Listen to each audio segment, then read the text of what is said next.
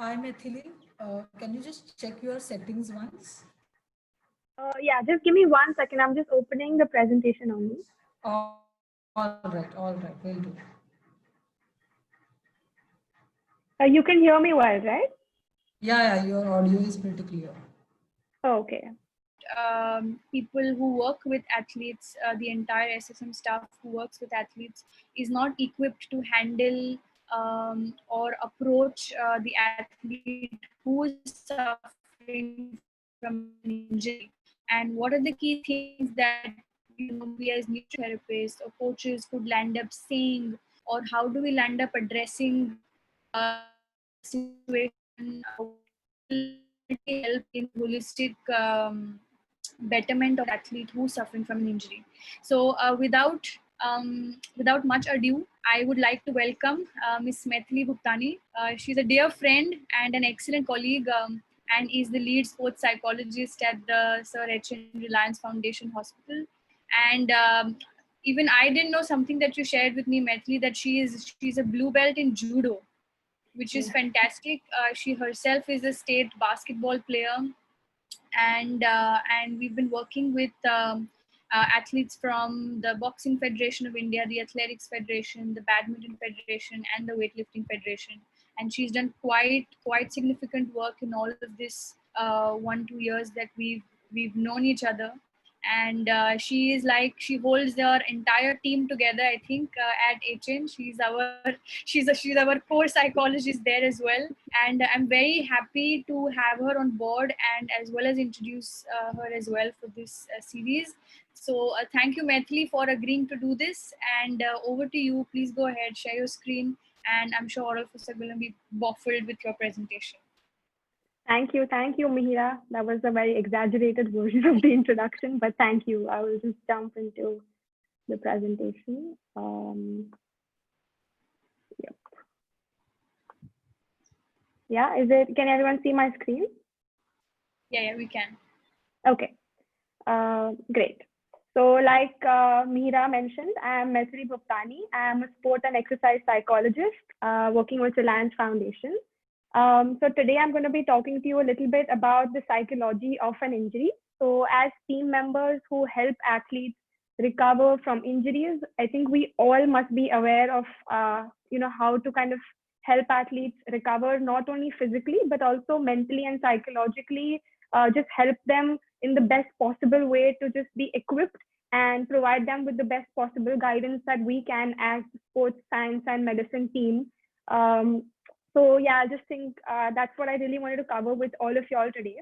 So this is what we'll be covering briefly. I'll be focusing a lot on the multidisciplinary approach about what an injury is, how does an injury pass from one phase to another, what are some of the mental training techniques, including the role of social support during these injuries. And ultimately, the aims for this presentation will be to become more aware of how the mind reacts to injuries, to understand some of the techniques to help athletes cope with the mental impact during injuries, and also to understand how important mental training is during the whole physical rehabilitation when an athlete goes through an injury. So let's begin by talking about the psychological versus the physical costs of an injury. So all of you would be aware that injuries are an unavoidable part of sport participation. They are part and parcel of sports. So fortunately, some injuries can be managed without any or little disruption in sport participation. While on the other hand, others impose a substantial physical and mental burden on athletes. So some of the questions that will pop up in athletes' minds are, will this injury affect my ability to achieve my goals? Will I be able to play again? If I play again, will it kind of affect my sport confidence? When will I be able to play again? So that restlessness kind of comes in. So these are some of the really common questions that pop up in athletes' minds when they go through an injury. So like I mentioned, I really want to focus on the multidisciplinary approach today. So the rehab of an injured athlete is managed by a whole team. So of course, the physician is functioning as a leader and as a coordinator. The team includes, but is not limited to, people such as the sports physicians, the orthopedist, the physiotherapist, the nutritionist, the psychologist, all of these to just name a few. So the rehab team works together with the athletes really closely, and also the coach, to kind of establish rehabilitation goals and also to discuss the progress that they want to achieve in a particular time limit. So the time frame needs to be decided by all of these people together. Communication is a really, really significant factor. So a lack of communication between the medical providers and the team coaches and the athlete can actually slow down or prevent the athletes from returning to peak capability, and it increases the risk of new injuries, and it also causes fear of re-injury. So communication is a key factor in all of this. So talking a little about the root of an injury. So the psychology of sporting injury can be divided into three main phases, which are ultimately related to the physical healing process. So each phase has characteristics which should be taken into notice during the recovery process. So of course, the first is the occurrence of the injury. So the occurrence of the injury the occurrence phase of the injury will last until the rehab phase starts. And during this phase, the athlete focuses most of his energies on seeking treatment. So when the injury occurs, the athlete is often accompanied with emotional upheavals. Right after the injury, there is a lot of uncertainty as to, when will the injury heal, what type of an injury it is, and just information about the injury. After which they move to the rehabilitation and the recovery phase. So here the treatment and the recovery phase can be relatively long, and it starts from the beginning of the treatment until the whole rehabilitation, with all kinds of emotional ups and downs, where the athlete wants to either give up at some point, or he's too frustrated and doesn't want to kind of follow through the proper rehab program. So there's a lot of emotional ups and downs during this phase, and it's affected by a lot of factors such as personal factors, situational factors, and situational factors, to name a few. And lastly, the last phase is, of course, the return to full training and competition. So here, it's a phase where the athlete actually tests the injured area, and he builds confidence to the injured area coming back to it. And there can be a significant amount of holding back because of the fear of re-injury in this phase that is actually seen. So this is just the three main phases that can be broken down into really simple words that I could explain it in. Now moving to the psychological responses. So of course, like I mentioned, the physical challenges of an injury are extremely difficult to manage, but the psychological impact may be a bigger obstacle for many athletes. So several factors such as cognition, affect, behavior, which are all interrelated, will kind of affect the athlete in the short term and in the long term. So let's just talk a little bit about each of these responses in more detail. So starting off with cognitive responses. So cognition basically refers to your thinking process. So what are some of the common cognitive responses to sport injuries?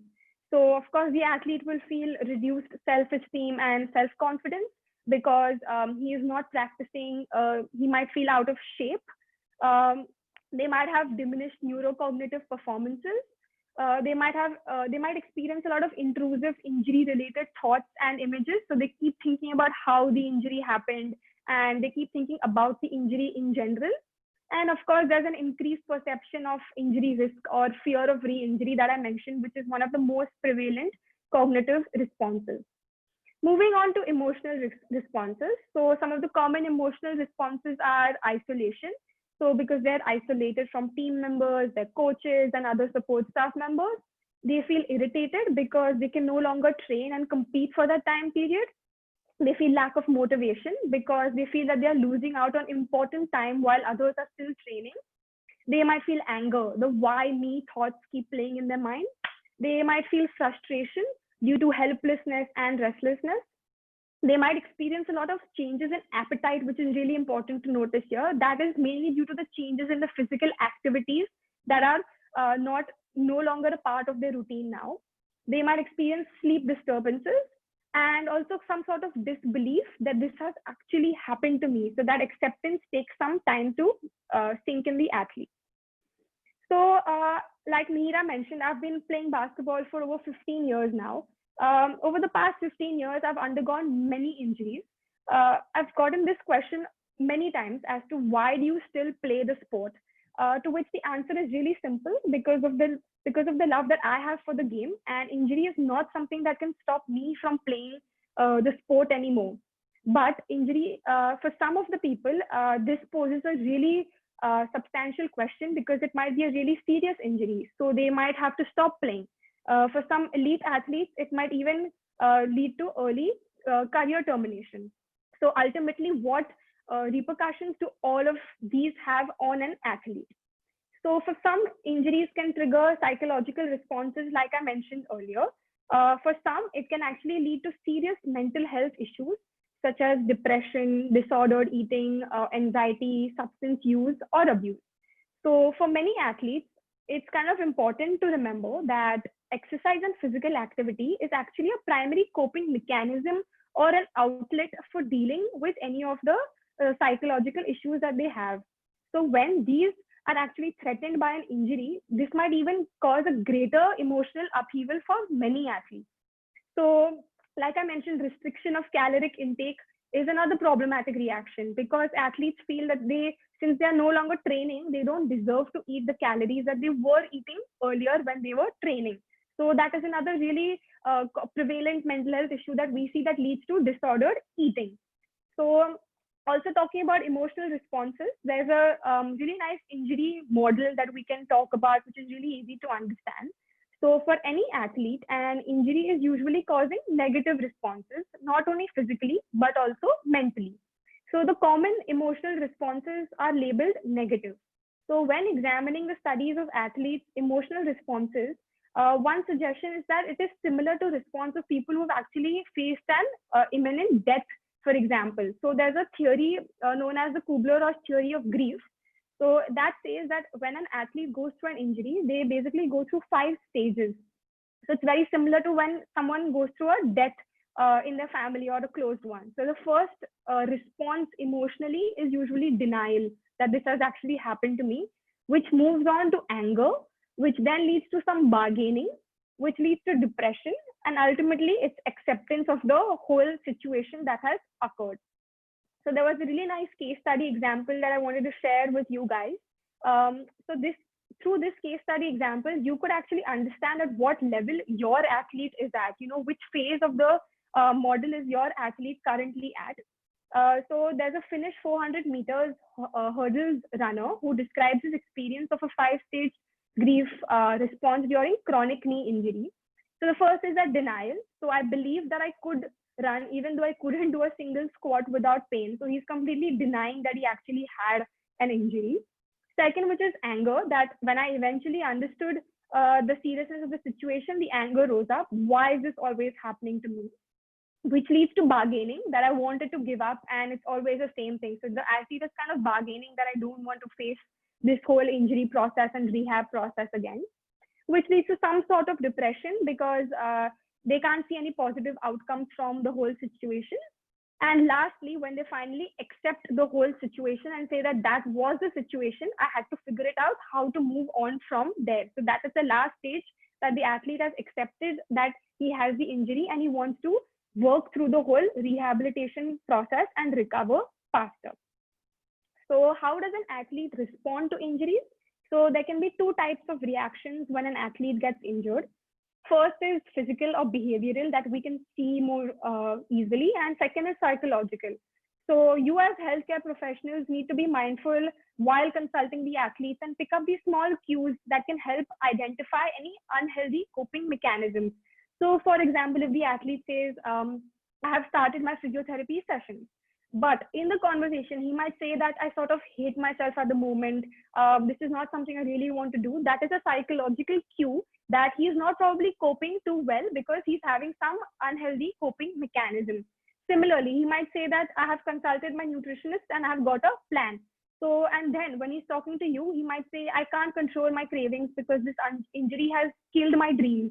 So these are all immediate reactions and actions that you can be more mindful of when you're having a conversation with the athlete. So it's not something that only the sports psychologist can pick up. These can be picked up by any of the sports science and medicine team members.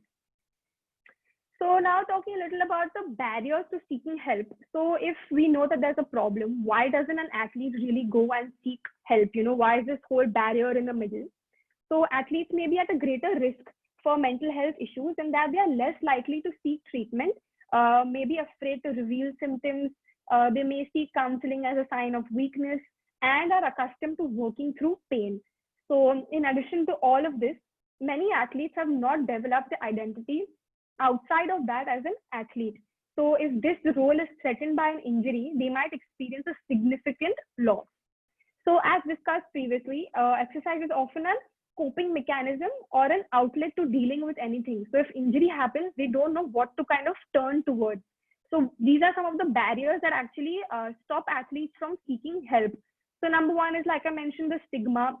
They are not willing to kind of express their emotions, or there's a difficulty to express their emotions. They might be in denial of the problem that this has actually happened to me. They might not be sure of who to actually ask for help. They might be really afraid of, if they ask for help, then what might happen. And if there's a belief that it would not actually help if they seek help. And they are actually feeling like, it's just denial of the whole problem. So these are just some of the barriers of seeking help when an athlete goes through an injury. So contrasting to these, what are some of the facilitators that can actually help athletes to seek help? So of course, if you have proper education and awareness of mental health issues, of the services available, of the social support network that they have, that we'll be talking about later, also the encouragement that they gain from others, if they have a positive relationship with the service staff members, then they are more likely to seek help. Also, confidentiality is a really, really important thing to keep into mind. So athletes might disclose a lot of information to us that we need to be mindful about before sharing it with anyone. So we do not want the athlete to feel that if he shares information with someone during an injury about what he's feeling or about what he's not feeling, like eating or anything, then he needs to be given that kind of reassurance that that information will not be disclosed unless and until he has given the permission to. So confidentiality must really be kept into mind when they go through an injury, because they're already really vulnerable at that point. Also, if they have a kind of ease of expressing their emotions and openness, then it's easier for them to seek help and just talk out what they're actually feeling. As I mentioned, that fear of re-injury is a really common response. So let's try and understand better as to why this really happens. So the fear anxiety model depicts that those who were previously injured follow a pattern. So this pattern is starting with, say, catastrophizing about extreme negative thoughts when they have, pain experience, which leads to escape and avoidance behaviors. So when they have pain, they want to either escape or avoid any of the behaviors that will actually, cause more pain. This leads to detraining, because fear of exercising leads in the injured area, which leads to inability to actually remove the physical reactivity when confronted with situations that are appraised as dangerous. So according to research, the model highlights that the fear of pain can lead to two coping mechanisms. One, which is confrontation. So this leads to desensitization in the face of similar events, or avoidance, like I mentioned, which is you're actually, it leads to more fear or fear of re-injury, because you're not dealing or accepting with the injury. So it causes fear of a phobia or an injury that leads to ultimately, because we have not confronted the injury when it's happened. So these are the behaviors that you can actually identify or, pick up, because it might not always be possible for the sports psychologist to be on, say, the field, or, be with the athlete when he's progressing through his physical rehabilitation program. So these are the thoughts and feelings observed, when there's rehabilitation going on. So if they're continuously feeling like there's perceived lack of progress, if they are unable to partake in any training competition, if there's a reduction in fitness, the timing of rehabilitation relative to the competition. So if they're continuously talking about, how much time will it take? So setting recovery goals is one thing, but continuously doing rehab only with the relative timing of competition in your head is another thing. So that is another cue or a sign that they are falling into the re-injury trap. And lastly, perceived lack of rehabilitation progress. So if they are like, doubting their whole progression in the rehab phase, if they're not sure if, if they're on the right track, then these are all some of the signs or, just some identification behaviors that this is re-injury, sort of kind of fear that is developing in the athlete. So moving on to the most important aspect of this whole presentation is mental training techniques. So athletes have very different coping resources, and they cope differently with implements of injuries. So the coaches, the physios, the nutritionists should all be aware that if the athlete has problems coping with feelings, they need to help the athlete to kind of work through these feelings rather than leaving the athlete alone. So what is really important here is that different sports science and medicine team members share really different relationships with the athlete. So it becomes the responsibility of each member to kind of become aware of certain behaviors, thought processes, and verbal cues to help the athlete cope better. So psychological skills can actually be integrated naturally as a part of the rehab process instead of putting it as a separate whole section where the athlete might feel he's actually going through a really big problem or he's labeled as someone who is mentally sick. So it should be implemented in the rehab program as a natural process rather than as something that is really required for him and that he really needs it. So today we'll be understanding 4 main techniques used in the process of injury rehabilitation, starting with goal setting. So of course, the team members, the coaches, and the athletes should all understand that there are 3 main types of goals that you can help your athlete set. So the first one is outcome oriented. This one is a little largely uncontrollable because it's not completely in your hands. So because you're focusing on the outcome, it's not completely in the control of the athlete or in the hands of you. So for example, if I say I want to heal and get back to playing, yes, that's the outcome, but how much control you actually have of it. In contrast to this, if you talk about performance-oriented goals, this is a little more in your control and the athlete's control. So they're focusing more on the performance rather than the outcome. So say I want to recover feeling relaxed and stress-free. So he's focusing more on the performance rather than the outcome. And lastly, which is process-oriented, which is completely in control of the athlete and yourself. So he says, I am going to focus on my rehab exercises, eat well, and engage in positive self-talk and heal faster. So here he knows that the outcome will be that he wants to heal and get back to playing. But how does he do it? He does it through the process of following a good diet, of exercising well, and talking positively to himself maybe. So the process is more important rather than an outcome when we set goals. So you must try and help your athletes set really process-based goals rather than an outcome-based goal. So where are really goals important? So the aim here is to help athletes get their focus on the rehab, of course, and strengthening time to time. So number one is you could help them set rehabilitation goals. So you want to help them internalize the goal. So you could ask them like, what is the weekly goal? Or, what is your goal for the rehab for the week? Is your rehab helping you? How is it helping you? How can you be better committed to your rehab or your diet? So these kind of questions just help them internalize the goal rather than just setting a goal and having to achieve it. You can also help them set return to play goals or for coming back to play goals. So what is your goal for the first month of your comeback into practice? What is your goal for the first day when you come back to practice? So these are something that will kind of make the athlete think a little more about what they want to do and how they want to do rather than just this is my outcome and I need to achieve it. So there are 4 types of goals. First is recovery. So this is associated with the final level of recovery, which are a little more long term. There could be stage goals, which are specific objectives for each of the different stages of rehab, which are medium term goals. Then you have daily goals, which are daily objectives and rehab goals, set targets for each day, which are of course short term goals. And you have lifestyle goals, which are related to the athlete's lifestyle. So phase 1 is basically what you help them assess and identify athletes' personal and physical needs. Okay, so there are 4 phases that you want to help your athlete set goals in. So phase 1 is assessing and identifying what the personal and physical need of the athlete is.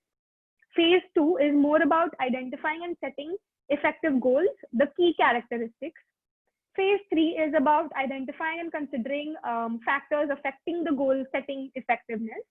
And phase 4, which is the last one, is more about a step-by-step program to kind of integrate goal setting into the injury rehab. So that was all about goal setting, including the 4 phases. Now talking a little about relaxation techniques. So this, I think personally, is a really important point in injuries. So since psychological stress and emotions influences the physiology of injury recovery, it is very crucial to encourage your athlete to engage in relaxation techniques. So the body's natural healing process can be disturbed by high levels of depression and stress through increased catecholamines and glucocorticoids. So these ultimately impair the movement of healing immune cells to the site of the injury, and they interfere the removal of the damaged tissue. So prolonged stress may actually increase the actions of insulin-like growth hormones that are really critical during the rebuilding process. So stress is actually believed to cause sleep disturbance, which is another factor identified to have interfere with the physiological recovery. So through relaxation techniques, the athlete actually learns to control the autonomic nervous system, which regulates, for example, vitality levels. So the skill of relaxation gives the athlete a change, controls one's mind and of course thoughts. And when the athlete is relaxed, the external distractions and influences can be set aside or totally blocked. So you can actually encourage your athlete in engaging in some breathing exercises. You might give them like a mindfulness based intervention. You might encourage them to keep like an emotion checklist. So these are just really simple things that all of us can, give the athlete to just feel more relaxed. Moving on to relaxation, as of course, as coaches, physios, nutritionists, we all can be aware of the types of visualization that are there that can help the athlete. So first is healing imagery. So healing imagery guides the injured athlete to see healing occurring in the injured joint. So for example, he can see that the bloodstream is bringing damaged tissues away from the injury and is reducing swelling. They can see the new cells repairing and the damaged area is getting better. They might feel that the tissues are actually getting stronger. They might visualize that the ligaments are feeling as strong as steel or as many fibers are linking together. So these are all really descriptive healing imageries that can be used. Talking about relaxation imagery. So with injury, blood flow is increased to the joint, and this causes swelling, pain, and immobility. So when pain follows an injury, it is also produced by muscle spasms.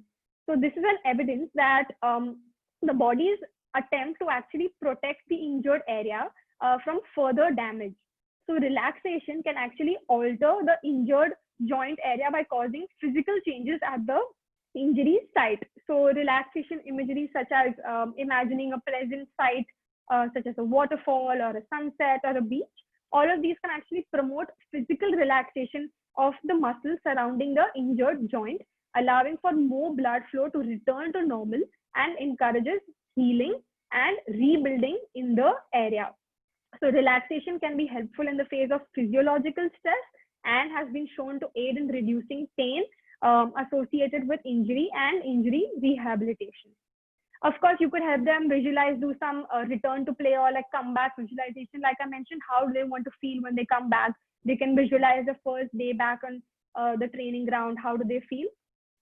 They might visualize peak performance visualization or some of the best performances that they've had when they were on the top of the career. How did they perform their best match or their best scenario to kind of just make them feel more confident and just build self-esteem when they are going through an injury, when they can't physically play. It just kind of boosts them up a little bit.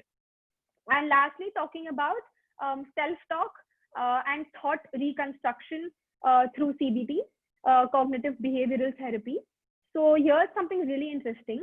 A human being speaks approximately 50,000 words per day at average inside of their own head.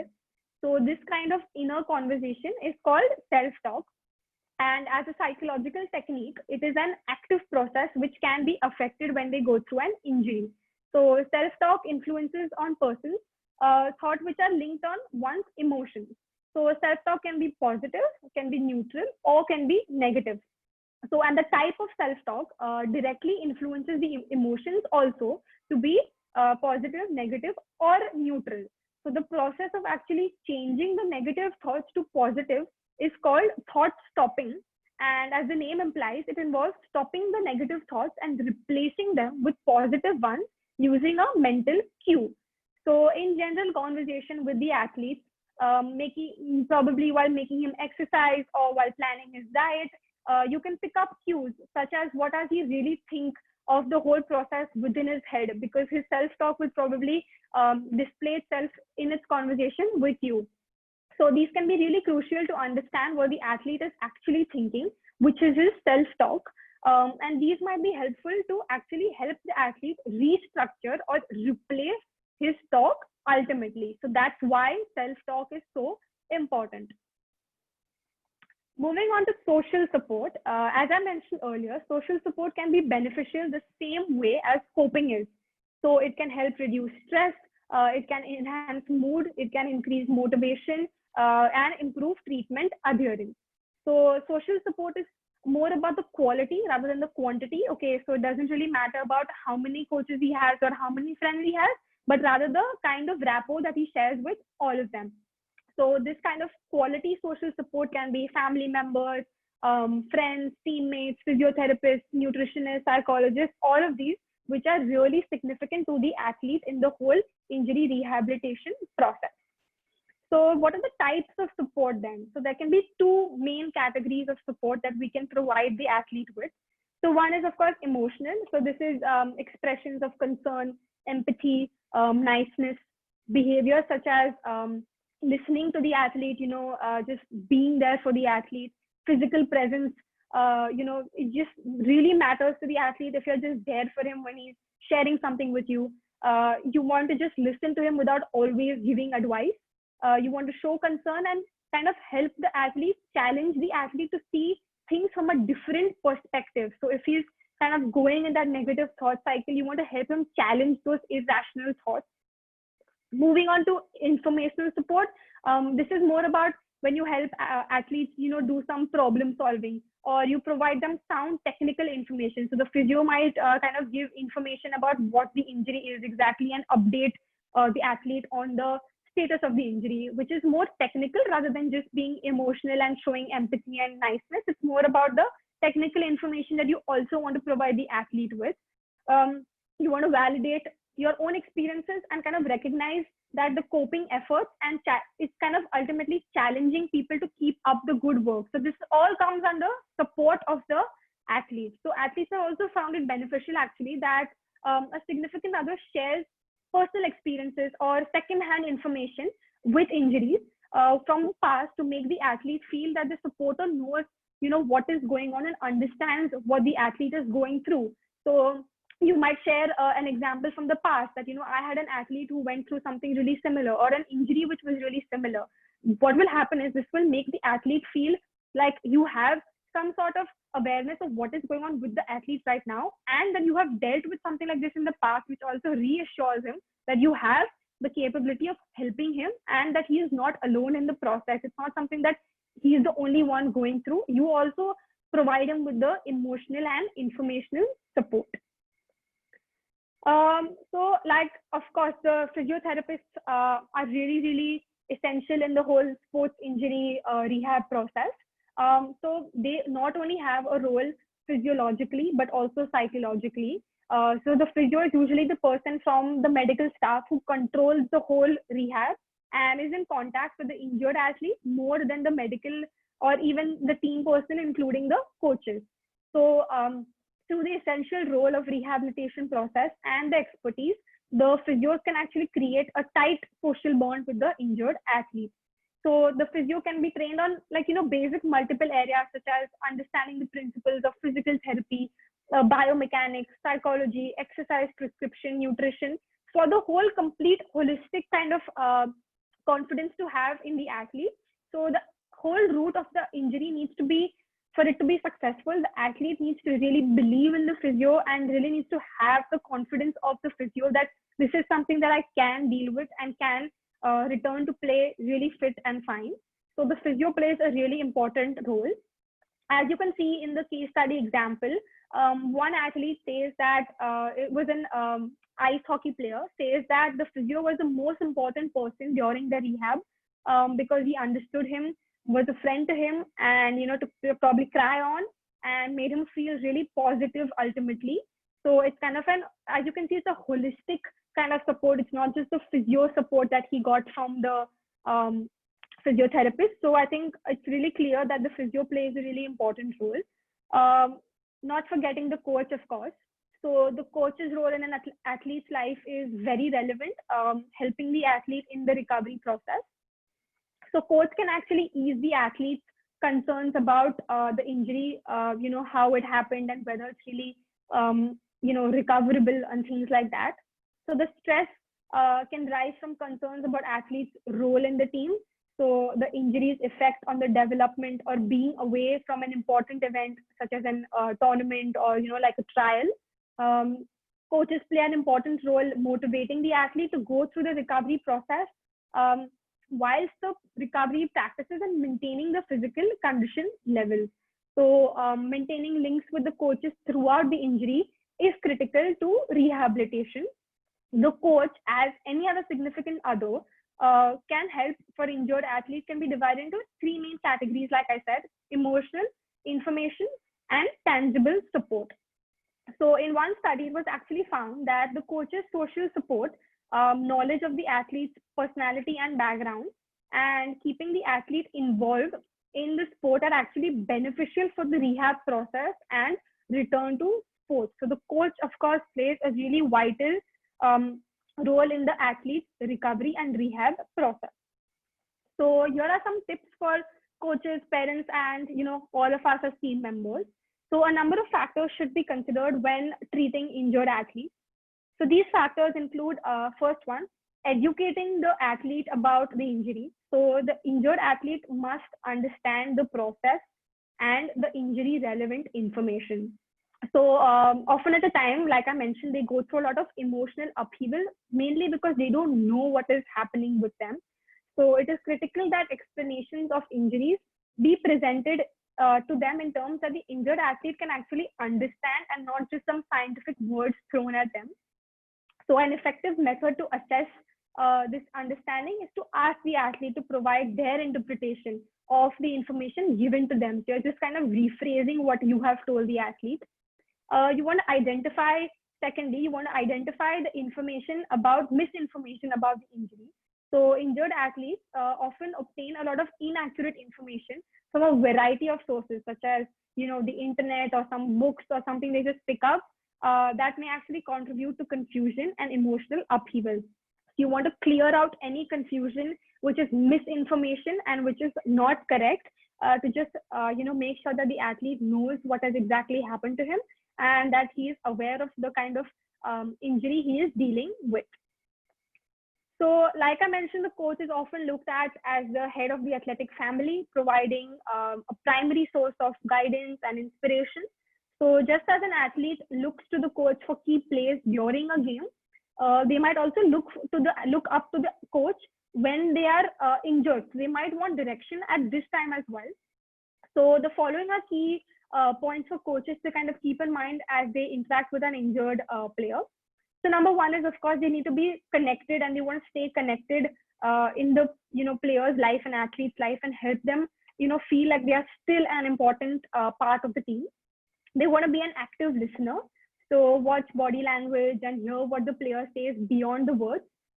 Be prepared to kind of refer them to athletic trainers, parents of their children, and if they're showing any signs of depression. Continue to coach. So give words of encouragement and guidance for recovery goals. Ensure that the player and the coach both have realistic expectations and don't push too hard. So keep the player connected to the team and the sport.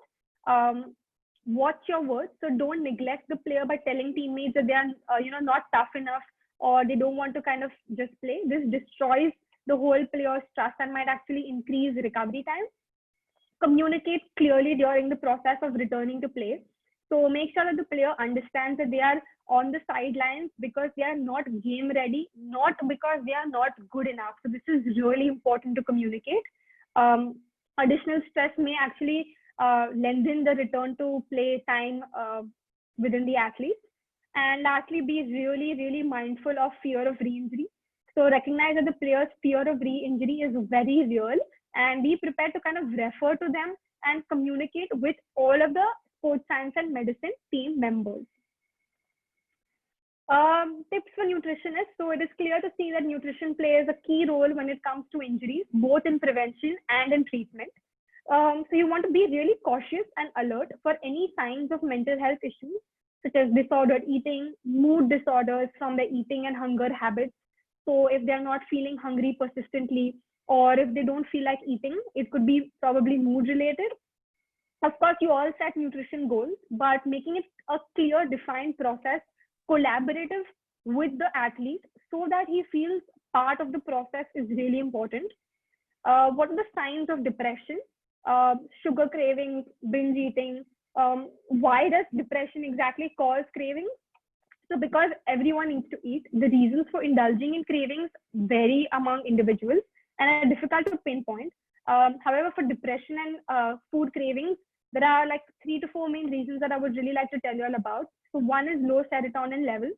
So one of the chemical indicators of depression is a decrease in the body's concentration of serotonin. So coincidentally, studies have suggested that a correlation between low serotonin levels and craving for sugary foods is actually true. Second is positive association. So food plays a significant role in many events through people's lives, say from birthdays to marriages, to holidays.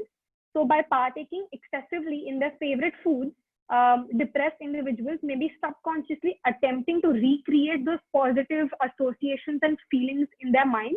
So that might be another sign of depression. Compensation for low energy levels, of course.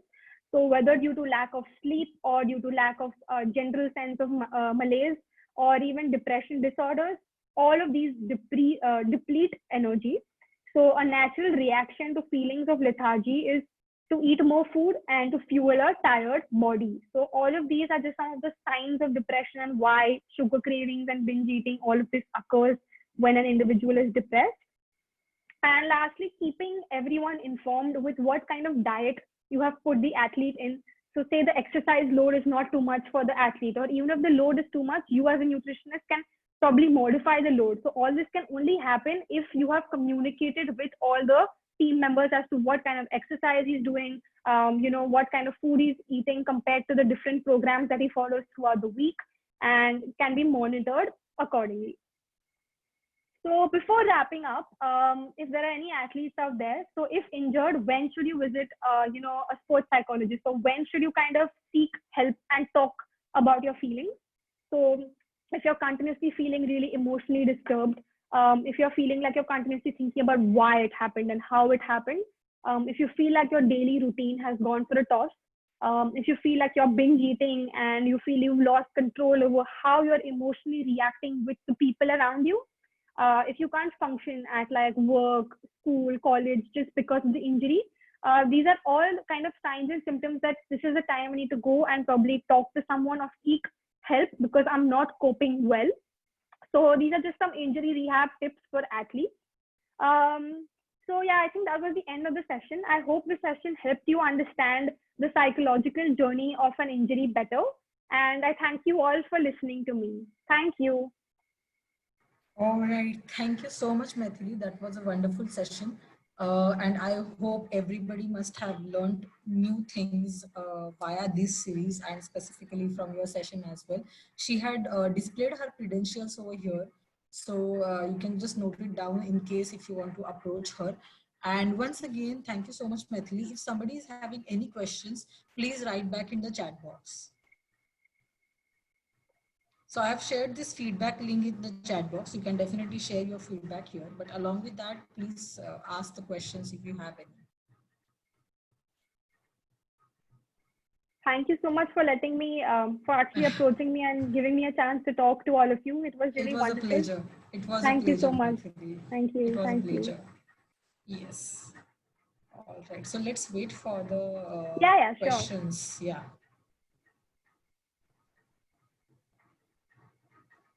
Okay. How do you break the fear avoidance cycle? So that's a really good question. So like I mentioned, there are two ways of coping with an injury. So one is you either confront the injury or you Mm-hmm. actually avoid it. So what I would suggest to break the avoidance cycle is you help the athlete accept that the injury has happened, and then you kind of help Right. the athlete to um, face it rather than just avoiding it. So you want to help them Right. understand that the injury has happened. Um, Right. and you can probably like present them with the facts and figures that this is the truth. You need to put it out there in obviously a subtle manner. You don't want to be really point blank as well, but you need to Right. be really straightforward when you're presenting information. So tell the athlete that yes, this is going to disrupt your training schedule for the next 2 months. You don't want to hide information and say that it's going to disrupt your training for say a while. Don't say that. Be Right. really open and be really clear with the athlete that this is going to affect your training for the next 2 months. Yes, you will feel irritation, you will feel anger, and it is all normal and part of the process. So kind of support the athlete at the same time of presenting information. So don't leave the athlete alone when you're presenting the information. So don't just say, okay, this is the injury, this has happened, and you have to deal with it alone. No, tell him that you have to kind of accept it and normalize it rather than taking it as a big problem that has happened with you. It is something that happens to all athletes, and we have to fight it together. You want to break the avoidance by actually confronting it and dealing with it and accepting it rather than running away from it. So I think that is the most important part of breaking the avoidance cycle is facing the injury, accepting it, and ultimately, dealing with coping mechanisms to, accept the injury in a more positive manner. I hope that question was answered. Yeah. I think is there any other question? There's someone who says, give me an example of self-talk. How do we use it Yeah. in counseling? Um, Yes. yes. So self-talk is basically, like I said, the simple kind of sentences that we talk within our minds continuously, right? So before a competition, they might be like, the athlete might say, I'm so nervous. The competitor looks so good. I'm not sure if I'll win. I'm not sure if I'm as good enough. So all of this is a self-talk, right? So you want to identify what is the self-talk. You might actually ask the athlete to keep a journal of his thoughts, so he can probably pen it down so that the minute, because it's not possible to continuously track what the athlete is thinking about. So Right. keeping like a thought journal helps to identify what are the thoughts that he's actually facing throughout the day, and Right. then probably you can actually restructure or just change the process from a negative one to a positive one. So Right. if you want to use it in counseling, it's more about the conversation that you have with the athlete, right? So it's not just Mm-hmm. a separate process that you make, with the athlete saying it's a counseling session. So even in a normal conversation, if the athlete might say, I'm not sure I'll follow this diet, you kind of stop him right there and ask him that why is it not possible to, follow this diet? What are the reasons? Kind of break it down for him factually. So, say that, okay, it's not possible because I have cravings, or it's not possible because I just don't want to. So when he says, I just don't want to, that is an irrational thought that you want to replace. So then you tell him that, okay, this is not a valid enough reason to not follow the diet. So you need to replace that self-talk by saying, I will try to do the diet, or I will try to follow my plan. But if it might get difficult, then there might be a reason to it. But the self-talk needs to be more positive. So then you can kind of understand whether it happened or it didn't happen. But don't start off with, I can't do it, or it's not possible to do it. So I think in counseling, it's more about, understanding what the athlete is saying and then changing it. If you just try to restructure it in the first place, it becomes really difficult because the athlete might feel like she doesn't even know what's going on in my head. So first try to understand the self-talk, understand the beliefs that the athlete holds about the nutrition plan or about the physiotherapy exercises or about the injury, and then kind of ask to restructure those thoughts. So I think that is the most important in counseling. Right. There is one more question from Piyush that sometimes people from athletes, family, friends, etc., will say the same things about the process as said by the psychologist. But athlete will not accept their point and accept the professional's advice so easily. So how to manage with such things? Sorry, can you please repeat the question? I can't find it in the chat box. So I It's lost the last question. Yeah. So basically, whatever psychologist is saying, same is been Yes. told by family. Same is been told by family or friends. Yes. But athlete will not accept opinion of the family, but will go to the professional. Yes. Yes. So how to manage with such things? Okay. Okay. So, Yeah. So yeah, like I said, sometimes it's difficult for family member to kind of put through a point. So we say, just go to this person. He might be able to explain it to you better. The most important point here is to remember is that family members are taken sometimes not as seriously as say experts. So it's okay because the family member is seen as a family member and not as an expert. So right. I'm not saying that you want to always not have the athlete listen to the family member. But sometimes it's okay to kind of have that differentiation between a family member and an expert, because Right. otherwise the athlete will feel like it's the same at home also. If I go for advice also, it's the same. So Right. that difference in support needs to be there. Probably the athlete just wants to talk to the mother or the father without getting like that technical advice and that technical support. Maybe he just wants to vent out about what he's feeling. So that's Correct. okay. So I think that differentiation is important, but eventually the athlete needs to understand that what my parents or my family was saying was probably correct and was Correct. the same thing that the psychologist was saying. So I think that realization comes in a little later on, because like I said, when the injury has just happened, it's more about the anger and it's more about the denial. So in that phase, if you try to explain the athlete that what your family said is also correct, he might think that everyone is just like on the same side and no one is with me. So you don't want that kind of a scenario where you're kind of making the athlete feel really alone and disconnected. So just try to understand what phase of the injury he is at. Then you can probably assess his needs and his mental status better. So immediately after the injury, if he's already in this whole anger and denial phase, and you tell him that just listen to your parents, that they're saying the same thing, then he's not going to comply to even what you're saying. So it's all about like giving the athlete some time to understand and accept the injury and then move on and help him cope better. So I think that's a differentiation factor that comes into picture, I guess. All right. There is one more question which says that sometimes coaches lose their interest to coach. Okay, sometimes coaches lose their interest to coach the player who gets injured, Yes. which leads to depression and lower self-esteem in athletes. How to handle this type of situation? So for the athlete, how does the athlete cope with the situation? Yeah. Yes. It actually happens quite often, because if you think about it, many a times the coach has to cater to a lot of athletes. He's not the only one that he's training. It might be a group, or it might be a whole team that he's catering to. So when an injury happens, the coach still has to continue focusing on the rest of the team, because it's not always possible to have a 1-to-1 ratio where the coach is only focusing on one athlete. So it becomes really difficult for the coach also to kind of provide that information and that kind of support that I mentioned about. That's the ideal case scenario. But if that doesn't happen, then ultimately it's about the athlete to kind of find ways to find social support in other aspects. So you could actually try to you could still try and go, and if your injury is not that bad, you could try and sit during the practices while your teammates are practicing. Be there physically, so you still feel some sort of connection with the sport and with the whole team. Don't kind of disconnect at this point. So go and attend some of the practices, video call them if you can't go very often. I'm sure if you make an attempt to call your coach, he will probably not disconnect. But if you like completely decide that if the coach is not going to give me any attention, I will also not kind of take that attempt. I think that's a wrong approach to it. It needs to be more about the athlete being proactive to gaining that social support, that I need you at this time. So when you say that or you ask for it, the coach will be very mindful to it, that this is the time I should probably be there for the athlete. The athlete can actually find social support networks from his other friends who he cannot make time for during training, for example.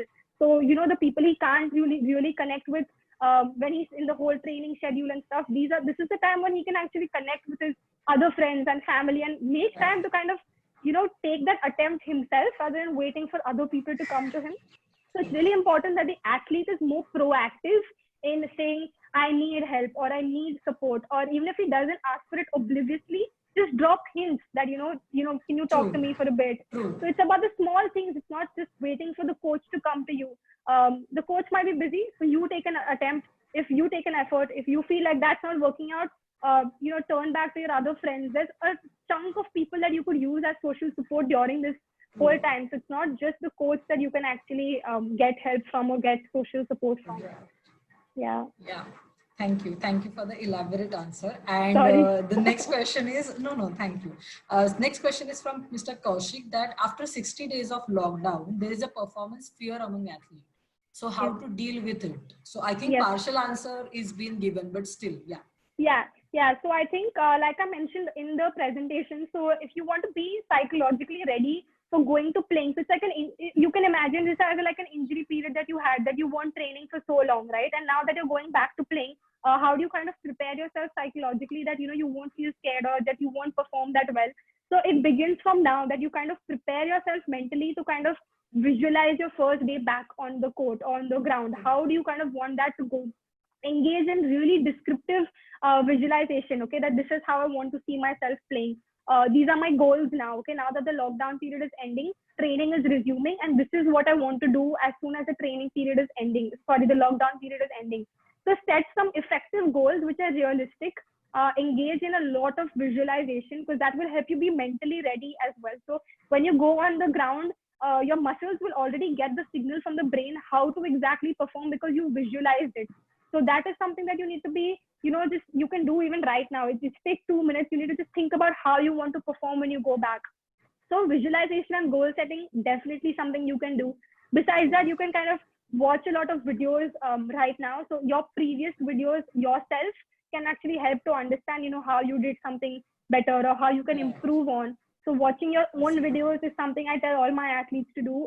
If you feel that is not something that works, watch other people's videos or watch your role models' videos. So just kind of feel more confident about yourself and the games. You want to be psychologically ready as soon as this lockdown is over, and you don't want to waste more time in coming back to that whole peak performance period because you're not psychologically ready. So I think that we can do right now as well. Right. There is one more question which says that after injury, the player gets emotionally attached and dependent to the therapist or even the most helping person from support staff. How to keep the detachment from the patient side without making it awkward? Right. So I think this needs to happen from the beginning. I think you cannot kind of expect. I think the athlete needs to be told very explicitly and very clearly that there are some boundaries and there might be like a time period set with the athlete from the beginning, right? So you might kind of set a goal with the athlete that, we'll be doing like these sessions during the injury period and stuff. And then probably we'll be like, spacing it out as in when you need it. So I think when you set boundaries and when you kind of explicitly tell the athlete that ultimately it's he himself who needs to help himself, he will not kind of form that attachment in the first place. But say worst case scenario, that attachment does form, you need to kind of not immediately, detach from him. I think that's really, we can't like suddenly expect him to just be fine and, not expect any help.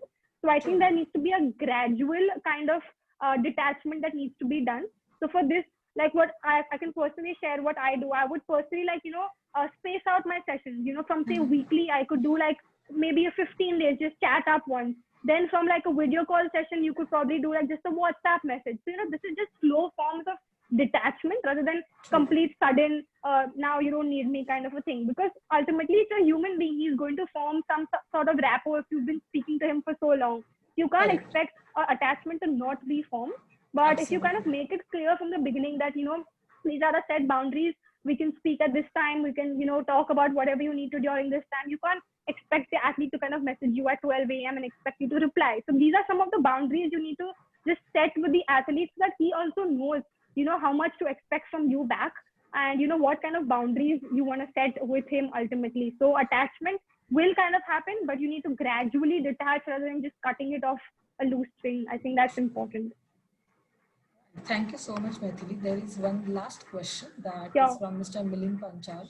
How to deal with introvert athletes during his during his injuries? Yes, so I think I think that's a really good question as well, because all of this, what I mentioned, is more about, like I said, the athlete needs to ask for help or, kind of be proactive and, just ask for emotional support. if the athlete doesn't do that because he's of course introverted, then it becomes ultimately the role of all of us as a team to kind of make sure that he's okay, right? So now how Yeah. do you identify, that he's not okay, right? So of course, number one, the parents, the coaches, and the teammates will be the first people to kind of give us red signs that he's an Absolutely. introverted athlete and he will not be able to kind of ask for help. So in this kind of a case, it would become more of the responsibility of us to try and seek out to the athlete and reach out to the athlete and tell him that we are available. So I think this is like a reverse case scenario, like how you mentioned. Someone asked me earlier that how does if the coach is not interested. So similarly, in this case, it's almost like the athlete will not be as interested to talk to us. So we need to be. So that's why I said each person needs to really know the athlete well to kind of work with them and make sure that they follow to whatever you're telling them. So even for the introverted athlete to follow a diet plan, you still need him to kind of have some trust in you, have some faith in you. So that will only be built after you've made a rapport with him, if you've made a conversation with him.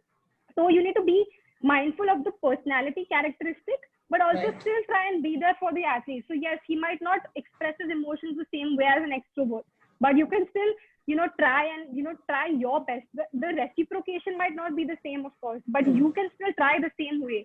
So I think with introverted athletes, it's more about the whole team coming together and giving help rather than him waiting and waiting for him to ask for help. So I think that's a really good one, I think, that we did not cover in the presentation. So I think really good question. Yeah, I think you're answering very well to all the questions. So thank you so much. It was Thank you. wonderful session, presentation, plus I think everybody have enjoyed Q&A session as well. Like I Yeah, can see so have nobody I. have left the session, so that's the plus. Yeah, so have I. I've really enjoyed answering the questions. There were some really interesting questions down there, which I didn't Yes. actually cover in the presentation. So I'm really glad Yeah, these so questions came I up. hope we have covered all of them. Uh, yes. Yes, we have covered all of them. So thank you so much, Maithili, and Thank see you you. soon. And thank you everybody for joining in. Please fill Yes. up the last link of feedback form so that you will get your certificates as well. Okay, I'll just paste it. I think few people have not received it, so I'll just paste the feedback form link again over here. If you have any queries, any question, feel free to write back to asnfs.communications. So this was all about it for webinar series from ASNFS. We have covered nutrition, we have covered physiotherapy, and now the psychology. Thank you to all our excellent speakers, and thank you for thank you to organizers, specifically Gitanjali ma'am, Mihira, Gauri ma'am, everybody who have contributed to this. And thank you everybody for joining in over here. We hope to share your certificates soon on your email IDs. Make sure you will fill up the feedback form correctly. Thank you so much, Maithili. It was Thank wonderful you. Thank you for having you having over me. here. Thank you. It was great. Yeah, Thank you. yeah. Bye. Bye. Thank you, everyone.